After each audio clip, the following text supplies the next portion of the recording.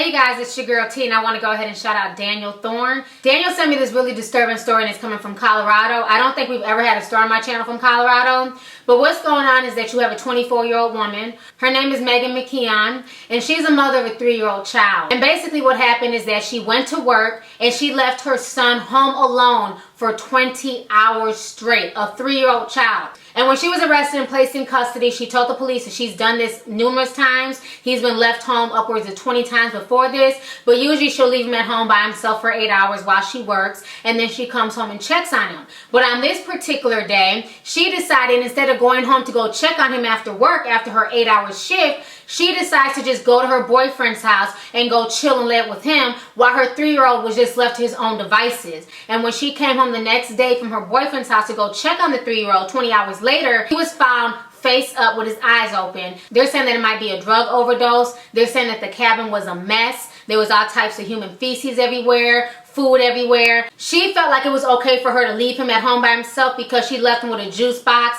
and plenty of food. I mean, as if this baby was a puppy as opposed to a human being. This whole situation is just sad. I'm going to go ahead and play you guys a news clip right now, and I will come back with the rest of my commentary. New information right now about the woman who left her 3-year-old home alone for 24 hours. Make that 20. Megan McKeon returned home to find her son, Austin Davis, dead. Charges were filed, but today they were dropped by the district attorney for Steamboat Springs. Our Jeff Todd was the only TV news reporter in court in Steamboat today. Jeff, if you can't explain the legal moves happening at this point. You know, Jim, I really wish I could. First, in this case, there was a guilty plea, and then the charges were dropped. Now we're finding out that there's an entirely new case. And for those of us who are not legal experts, certainly an unsettling day for the family involved. I'll never have little Austin back again.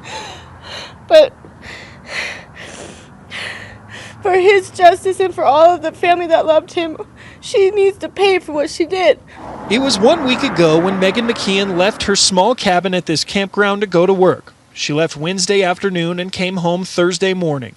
She told detectives she'd left food, juice, and a movie playing for 3-year-old Austin. Because this is my grandbaby that's no longer here because of her actions. McKeon told detectives she'd left Austin alone while she went to work about 20 times in the month before. And all she had to do was call me. There's no ifs, ands, or buts or what happened.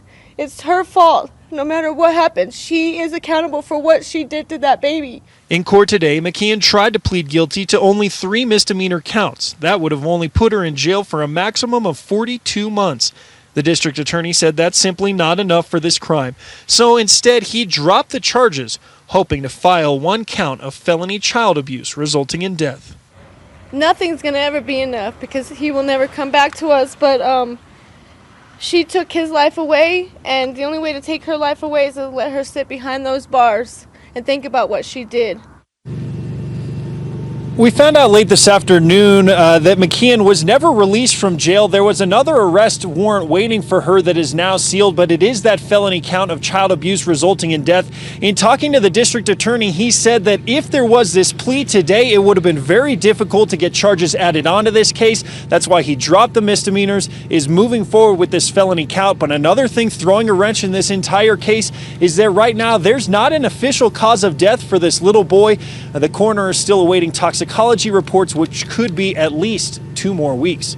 For now, we're live in Steamboat Springs. Jeff Todd, CBS 4 Mountain Newsroom. Okay, you guys just watched the news clip, and I feel so bad for the grandmother, and I'm glad that the grandmother is not taking up for her daughter, and I'm glad that the grandmother is not making excuses for her, and I think that's the worst part. The worst part is that this girl had help. She could have turned to her mother. She could have turned to several family members who said they would have watched her child for her. You have people out here who don't have family, who don't have anybody to turn to, and they still don't leave their kids at home for 8 hours at a time. She was just being lazy, and she was just straight up being selfish. And this poor child had no chance. The father of this child is a 22-year-old who is in prison for now registering as a sex offender. So his father's a sex offender. He was arrested for molesting a little girl. And the mother's just a stupid-ass lunatic who saw nothing wrong with leaving this child at home by himself for upwards of 8 to 20 hours at a time. Unfortunately for this child, he seriously had no chance in life. I mean, I feel so bad for him, and I wish somebody would have stepped in before it was too late. I wish the grandmother would have saw all the signs and just wanted to try and get full custody of this child. But now this child is dead. They're trying to find out what exactly killed him. But her ass needs to be in jail for a long time. You don't leave an animal by themselves in a home for upwards of 20 hours. Why would you leave a child by themselves, a 3-year-old, a child who's old enough to get into all types of shit, by themselves for 20 hours?